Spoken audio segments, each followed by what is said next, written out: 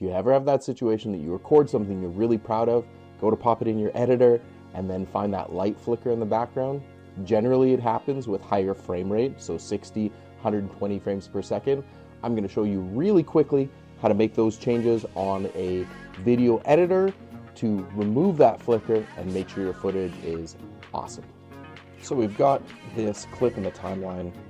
We can see here that we've got some flickering of the lights. Not ideal, but really quick and simple how to change that out. What we're going to do, we're going to copy this clip.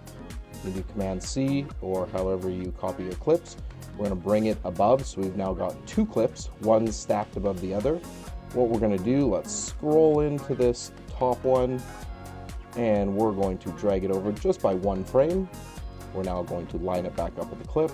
We're going to go to the end of the timeline clip of that section. We're going to extend it. So now we've got two clips that are slightly off by one frame.